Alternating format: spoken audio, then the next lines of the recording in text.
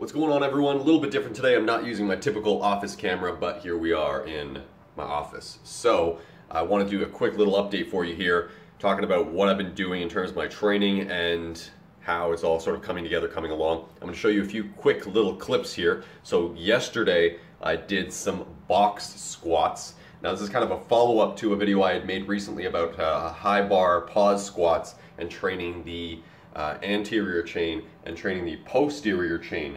And actually some people expressed an interest in wanting like a more detailed video discussing how to train anterior and posterior and essentially what the difference is between the two. So stay tuned for that. It will be coming shortly. I want to kind of plan that out and give you a nice little breakdown. So that's probably going to be coming either later this week or it might be early next week, but stay tuned.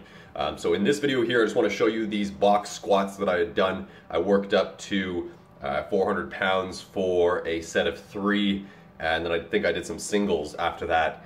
And basically this is just to get some volume and to strengthen myself in the bottom position of the squat and basically just improve my overall positioning, pattern recognition, so that when I'm down in the bottom of the squat I can really brace my core, get a deep breath, and then it sort of ascend, basically explode right back up. And you'll see the bar kind of bend a little bit as I do that, because that's really the focus here. It's exploding up, squeezing the glutes, and really trying to get some power and drive, some leg drive.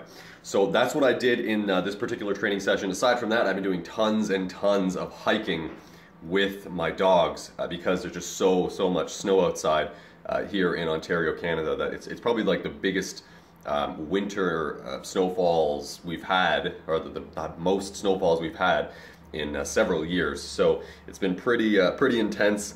And I've also picked up some this is kind of in relation to a supplement video I had made recently talking about bone, joint, mental health, things like that, and I gave you some supplement recommendations.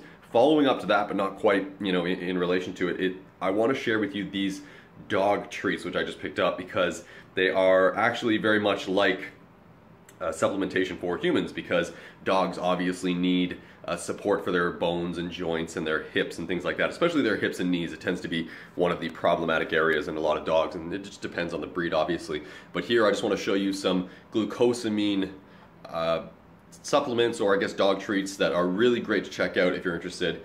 And typically I will give my guys stuff like this. It's kind of like rewarding for them, and it also just helps their bone and joints, so it's really good. If you have any pets yourself, I highly recommend trying out some glucosamine supplements for your boys or for your girl, whatever it may be, whatever kind of a pet you may have. And it also works on cats too, but this one in particular I'm showing you is for dogs, because obviously I have 2 pups. Check them out on Instagram if you'd like, Minpin Alfie and Doberman Dante. But that's pretty much it. That's going to do it for today's video. That's the update. Stay tuned this week for more, and I hope you have a great week ahead. Happy Monday, and I will talk to you soon. Take care.